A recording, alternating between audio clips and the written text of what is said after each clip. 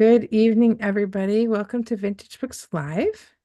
Tonight, we are very happy to have Elizabeth Teets with us. She is a comedian and essayist from Portland, and she recently released a book that she edited and also contributed to, a book of essays about women in comedic film.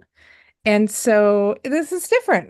This is not a topic that we've really talked about a whole lot here. And so I'm very excited to talk to her. Hopefully she'll help me come up with some good questions because I sat down to write questions and thought this is a topic I don't really know very much about, so I don't even know what to ask. So we're just going to jump in and we'll come up with stuff along the way. But I guess I'll just start out with as soon as I can extract my notes from the cat.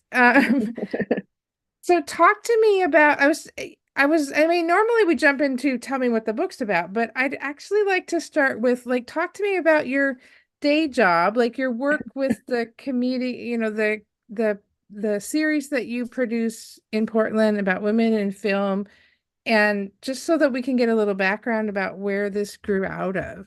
Sure. I host the series Isn't She Great at the Historic Hollywood Theater in Portland. So close. Um, and it kind of started as kind of wanting to show movies that are like kind of marketed more towards women. The Hollywood has really wonderful programming, but they kind of had a gap as far as like, in my opinion, like this particular programming of, kind of movies about women for women.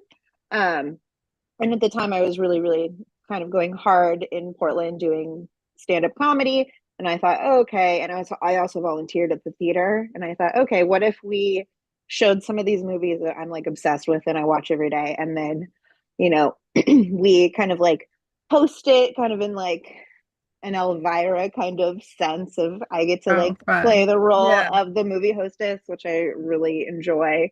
I try to make my outfits kind of match the Oh, movie that's in fun. like some themes. Yeah. I don't ever dress up as like a character, but like, for Legally Blonde, I definitely had The to wear pink and vibe. yeah, like a vibe. I have to Yeah. kind of have a Yeah. vibe. And then I get to book some of my favorite women comedians to perform first. And I really just like showing my audiences that link of like these women that you see in these movies, like a lot of them started doing this.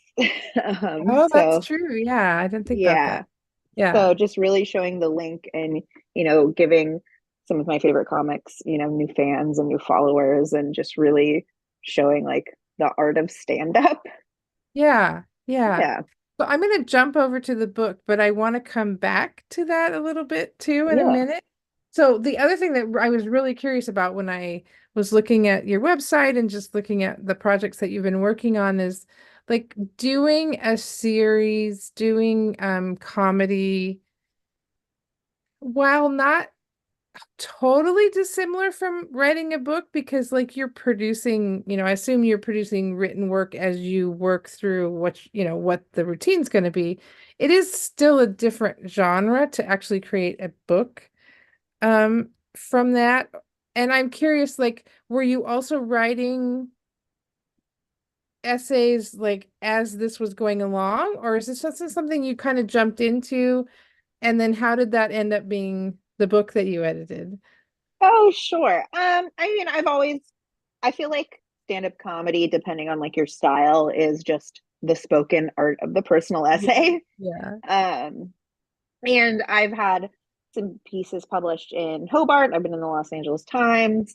So definitely like kind of have that like personal essay background working in tandem with my stand-up as far as like that style of art. And then a lot of this kind of grew out of either talking to the comedians backstage that are like, oh, I'm so glad you booked me for this movie. I have this story about like my personal experience with this movie, or people messaging me before the show of like, oh, I can't wait to come see Jawbreaker. I have this like personal story in relation to this movie, or like there's like a big TikTok phenomenon of like people that watched Legally Blonde a lot and then became lawyers, or kind of in the same kind of vein. Yeah. I think Yeah. they did like a study on how many people that were like young Grey's Anatomy fans that then went and got jobs in healthcare. Like, I do think that this Yeah. like type Yeah. of media has a big real life impact.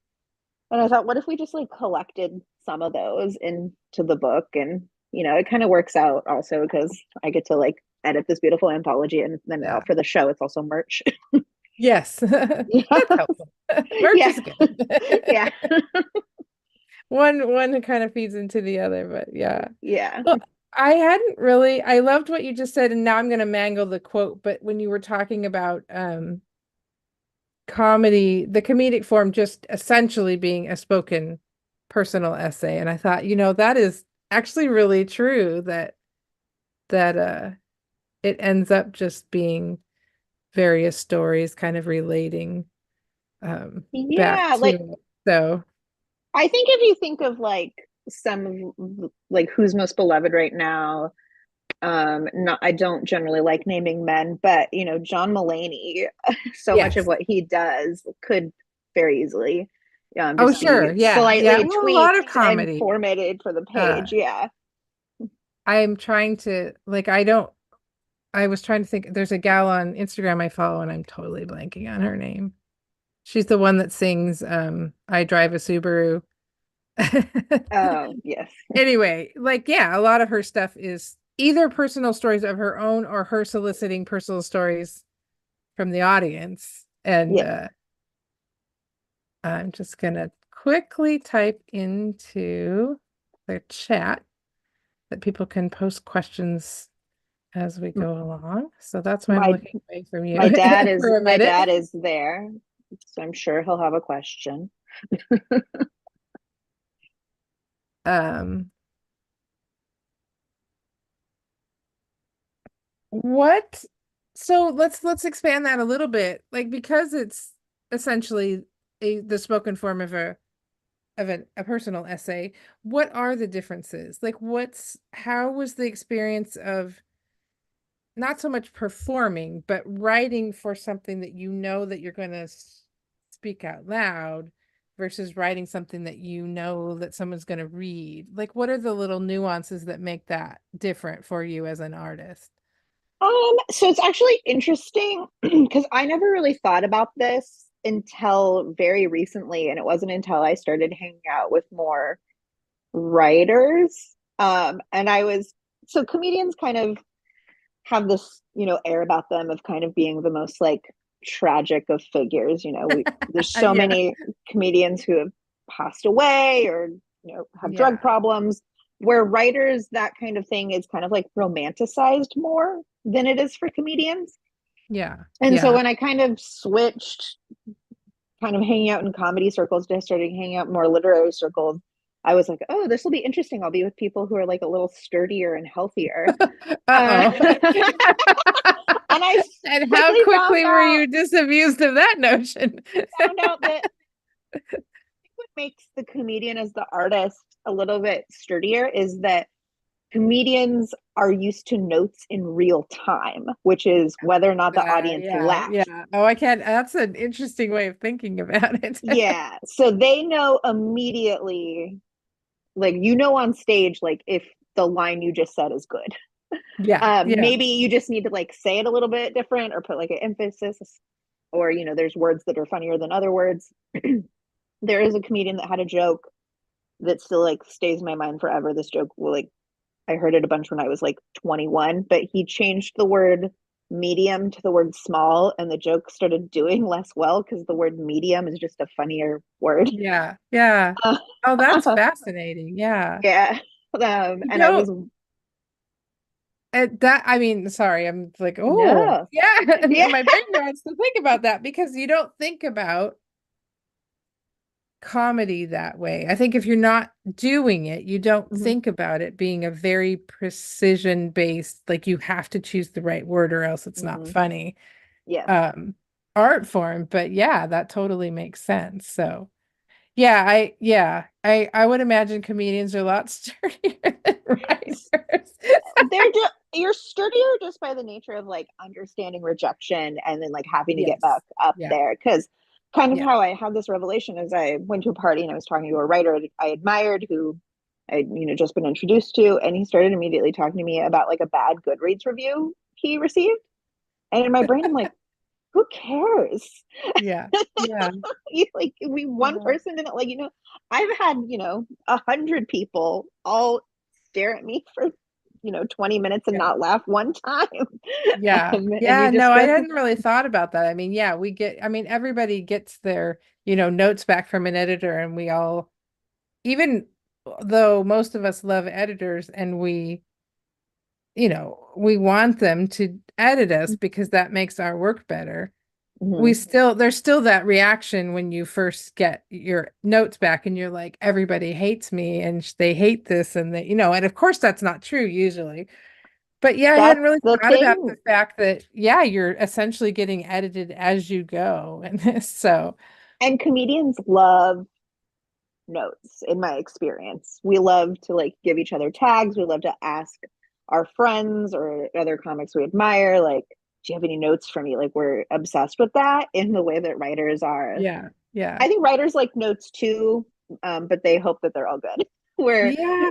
Although that's not yeah, totally true. Like, yeah, we hope they're all good in the end. yes. But if they're good, if they're not, if they're all good when you know that it's not good yet, that's really annoying because you're like, this is not how.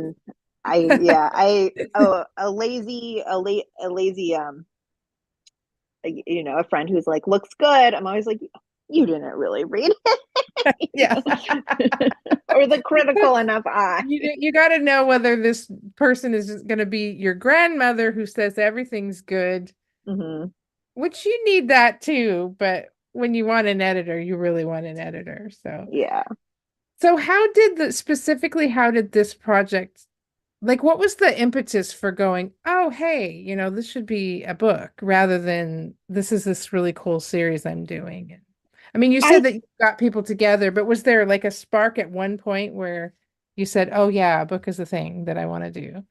Well, I've been shopping around. I wrote my own essay collection during the pandemic, and it's gonna come out in 2026. So just sign the contract for that. Yeah, I was gonna say Um, the joys of publishing when it's like you only wrote that 6 years ago. yeah, yeah. So you know, and then part of doing stand up is I was also a satire writer. I wrote for a few different satire sites as I was doing stand up. It paid my student loan bill. So I had, Yay. chug out a few kind of like satirical, kind of whatever pieces for the internet, which I liked working. This is like a very specific muscle, but it wasn't. I've always admired kind of the Lindy West, Samantha Irby, kind of. And then there's a few comedians who also like end up being really amazing essayists. But I like kind of people that have always like done both. And so those are kind of the people I admire and the career track I was looking for. And then my friend edited an anthology, Samantha Mann, um, called, oh my gosh, I'm gonna say like the wrong name of her book, and I'm gonna feel bad, even though I know it. I'm just That's having like okay. I know I'm live right now. I Feel Love: Notes on Queer Joy. It's a really amazing I'm writing it anthology. down. Yes, it's a very amazing anthology. It has a lot of my friend Greg Mania's in it. It's a really amazing anthology, and I was like, oh, this is really cool. And it's just a collection. All it's by my same publisher, but it's all just queer people talking about joyous experiences.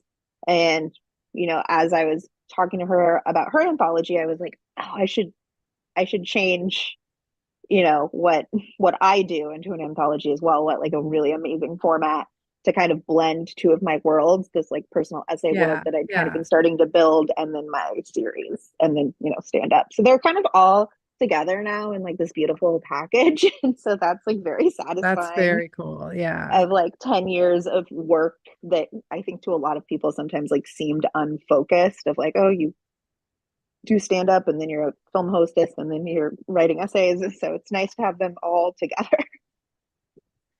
Was there a movie for you that particularly sparked your love for comedy? I definitely think like Legally Blonde is my movie, but as far as like so the movie that made me want to do stand up isn't included in the book. It is a movie called This Is My Life. And it's a Nora Ephron movie about a mom who becomes a stand-up comedian. It gives a completely false impression about what stand-up comedy is. She only ever goes to one comedy club. She goes there for like 6 months and then she's on late night. Um, but 'Cause yeah. I watched that movie every single day when I was a kid, and my mom would be like, "Oh my God, turn this movie off. It's so annoying," even though she loved that movie. And it wasn't until I was like 24 that I was like watching it again, and she's like, "Oh, your Yeah, origin yeah. story." So, but I love even that actually. I love how so many people like something we loved when we were kids, like comes out somewhere, in what we end up doing. Maybe not what we end up doing for a living for some people, but like those passion things that we keep on doing throughout our adult lives often are tied back to something that we really loved when we were kids. So, it's what's the name of interesting, the movie again that you said? called This Is My Life. And it's I, interesting because the story is that Dottie is a single mom of two daughters, and she keeps talking in her act about her daughters' lives. And that her eldest daughter gets like very offended because she feels like she's, sharing personal information. And so, like, kind of the mother daughter message is like, whose story belongs to who, but we're all blended up together. So it's yeah, like another yeah, example of like, kind of like my origin story of stand up and like the personal essays of like it's very personal. yeah, yeah. What was the first film you screened? Like, how did you said you were volunteering at the theater, so Mm-hmm. you were already kind of involved Yeah. there. What was the first film that you decided, oh, hey, this could be a thing that we could do? We screened Romy and Michelle first. And the reason I'm writing all this down is I like to put them in the comments on the video. So if people go, oh, well, I want to look that up, that people can find it later. And was there a particular reason why that one ended up being first, or was that just It's my co happenstance? my co-host's favorite movie. And Ah, so gotcha, yeah. gotcha. Yeah. What is there a particular film that audience in this area like particularly respond to, maybe more than others, or are they all pretty evenly loved and attended? They're definitely not equally attended. We most movies that we sell show have like a nostalgia aspect, which is of course very marketable right Yeah, now. yeah, So for sure. there's a lot of sellouts in that respect. Like respect of like, okay, we know that's going to sell out. But then there's like a few movies.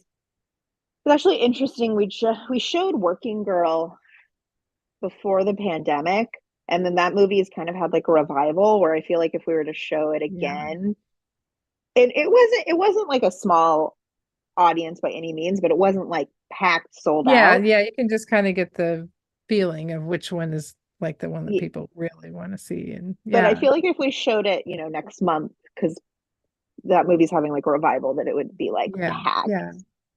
Audiences What- here tend to respond to like the darker stuff more. Yeah, Like I they can't love Drop Dead Gorgeous. imagine. What I'm curious what generational like are there is it appeal across generations, or do you find that there are particular groups of people that like this idea more than others? I get it. There's definitely like a millennial and Gen X audience, and it is fun to Those of show us who some, are old enough to have nostalgia, right? yeah, right. But there is, TikTok is just showing kind of Gen Z clips of movies. So last year for Pride, we showed Desperate Living for the first time, and Desperate Living has that. clip of Mink Stoll saying, "I hate the Supreme Court," and I asked because I saw these young people in the audience. I was like, "How many of you are here have never seen this movie and are here because of that?" Like Yeah. basically Oh, meme now. It's fun. like a Yeah, single yeah, still, and so many like young people raise their hands. And Desperate Living is an yeah. incredibly messed up movie. I was like, "Oh, you guys are in for a ride." So that was one That's of the cool. showings where it's like I wish I could just watch the audience rather than Yeah, watch. yeah. What I'm curious, like I'm trying to figure out how to phrase this question, but it really intrigues me since you have found this little niche of women in comedy and film, like what changes have you seen in the films that you like that are, Working Girl or the 80s films, or maybe some of those, I can't even remember if some of those go back to the 70s versus something maybe from the last 10 years. Oh, I almost kind of feel like we're regressing a little bit sometimes. Yeah, Um, just like we just showed 9 to 5 for kind of a book release party since it's in the title, and watching that movie is so wonderful and it's so funny, yeah, but it's almost like a little bit depressing to watch it because like none of these issues have been solved that yeah, they're talking about. that's Like not hard. even like a little bit have been even like even Yeah, a tiny. I don't even feel like there's been like a toe of like progress made. And so watching it is like yeah, kind yeah. of exasperating. It's interesting to me because I feel like there was a moment where we felt like we were doing better. Mm-hmm. I don't know if that's true for the millennials. I think I'm an Xer, and I think that there was probably like a stretch of time, maybe in the 90s or so, where we thought we were doing better. The And Ally then, of McBeal course, era. yeah, well, particularly the last few years, obviously, I think Mm-hmm. there's just driven home that, yeah, I mean, maybe the one thing that's different is that we're aware as a society, broader society, maybe more of stuff, whether that's helpful or not, I don't know. I guess that remains to be seen, but yeah, it is an interesting thing how that's not changed as much as we would have liked it to.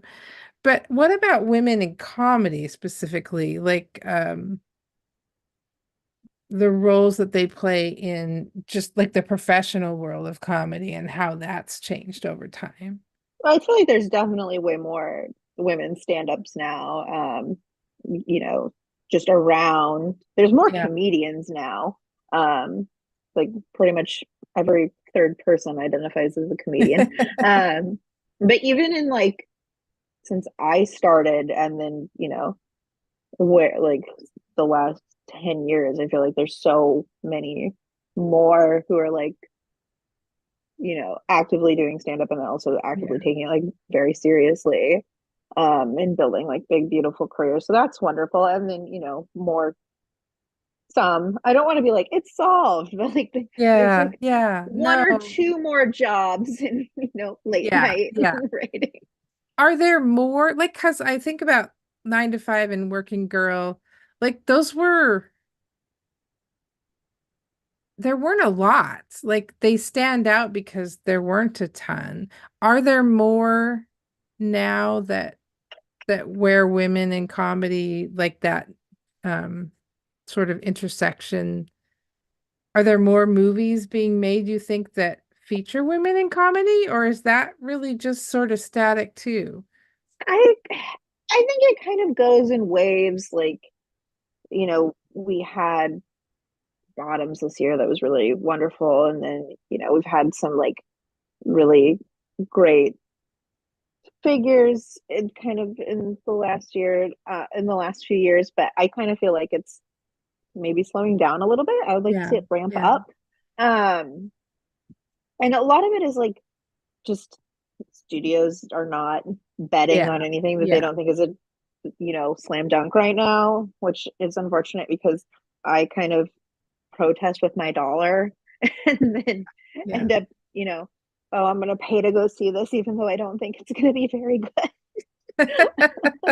Yeah, I mean that's true. It does seem I'm not out watching movies a lot, but just seeing like ads for stuff, it seems like there's, this sequel and that sequel and this sort of derivative of that and not as much where you're like, oh, that's new and different.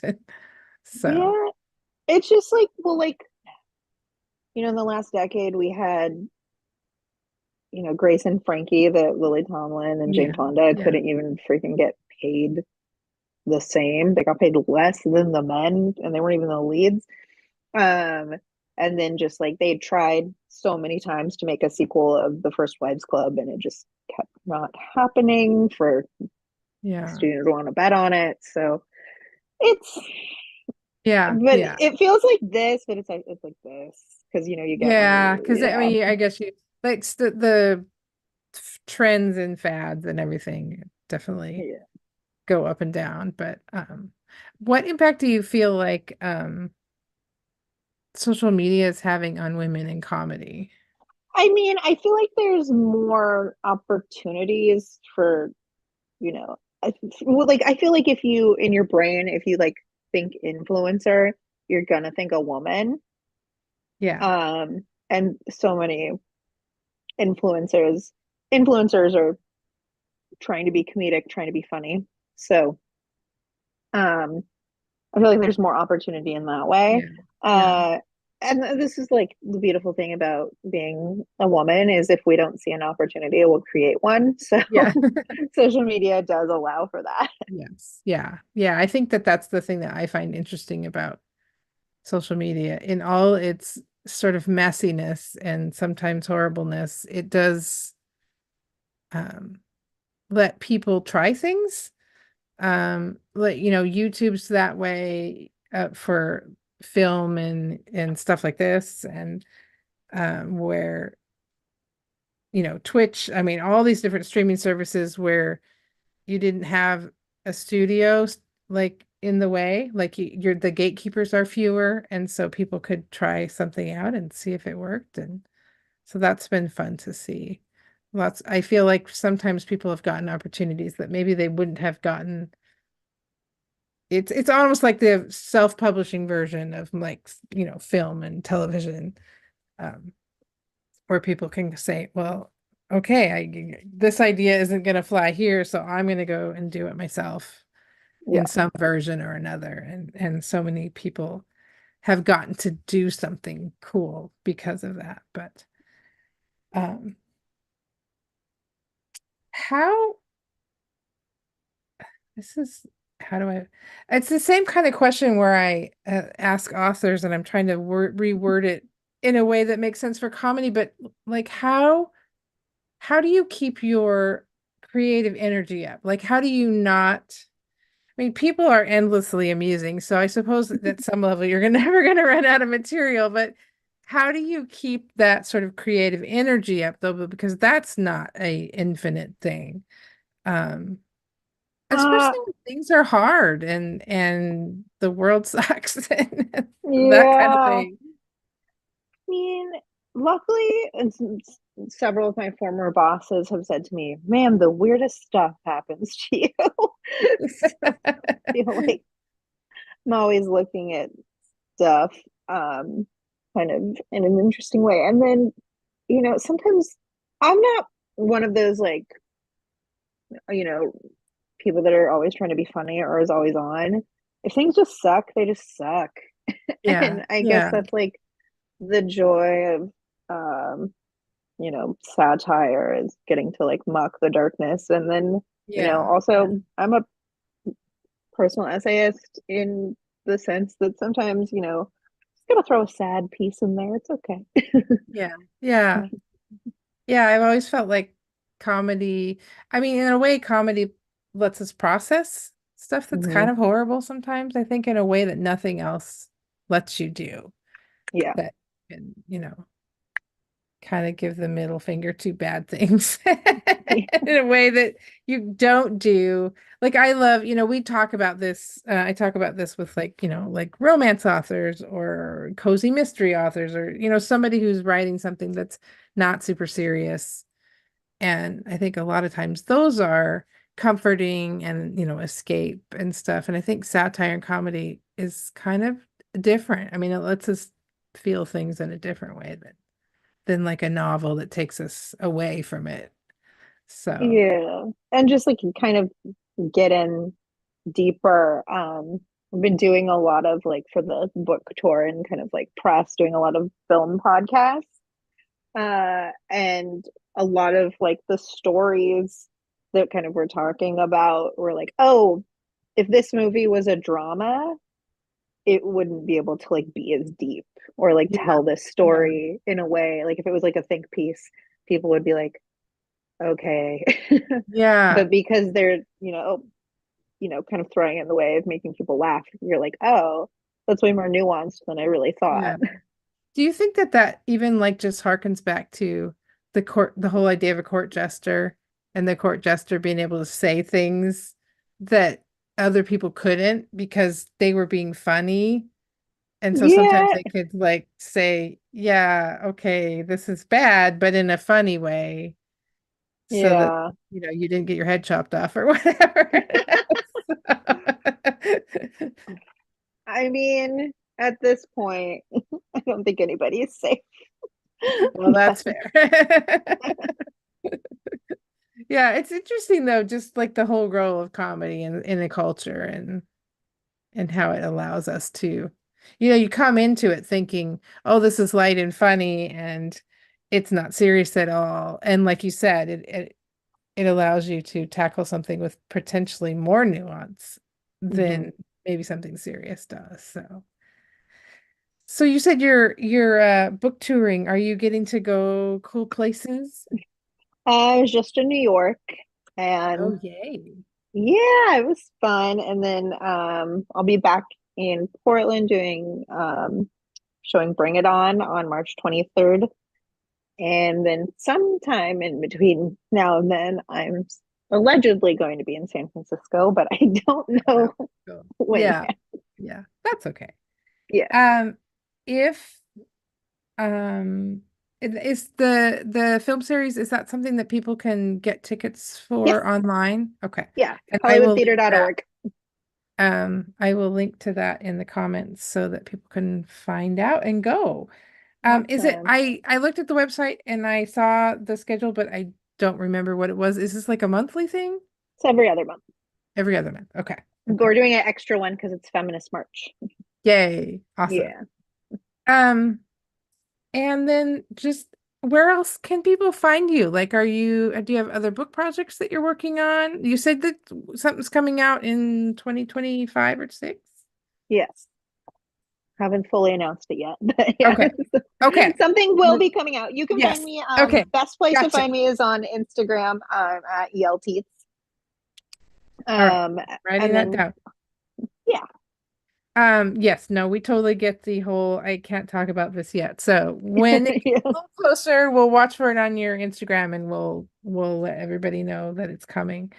Um, and then the other thing I was gonna ask is, do you have like magazines and that kind of thing that you appear in that will probably come more recent, more recently, more wow, more soon. more. There's good grammar for you. Um, yes, I do appear in a few different publications. I don't have anything kind of like with a pub date right now. I post all of my work on my Okay, website, gotcha. elizabethteets.com. But yeah, trying to write the second book, Yay, good, get that good. figured out. Yeah, no, that's great. Well, thank you so much for talking to us. This was super fun. And It was I super will make fun. sure for sure to link to the series so that people can come and check it out. Hollywood, just for all my Vancouver friends. Hollywood theater is not that hard to get to. It's not too scary. No, it's not. We You can, so many times when people come in the store, I don't want to go to Portland. I'm like, guys, you can do it. It's okay. It's not that hard. It's just over the river. It's not hard to get to. Um, but yeah, we'll post in about the movies that you mentioned too, so that people can go and watch those. amazing. Everybody join us next week. We're going to be talking to Kate Albus, and it's like going to be a big jump. She's a middle grade writer. She wrote Nothing Else But Miracles, which is a historical middle grade novel, which was one of my favorite books from last year. So I'm super excited to talk to her. And in the meantime, go and check out Elizabeth's website. You said elizabethteets.com? Yep. Because she's got all listing of the book itself, which you can pick up in the store. Um, Also, like I think you have a list of places that your articles have appeared. There's Hmm. stuff about the series. So all the stuff that we've been talking about tonight, you can find on our website. So be sure to do that. And thank you so much, Elizabeth. Thank you for having me. Have a good night. Super.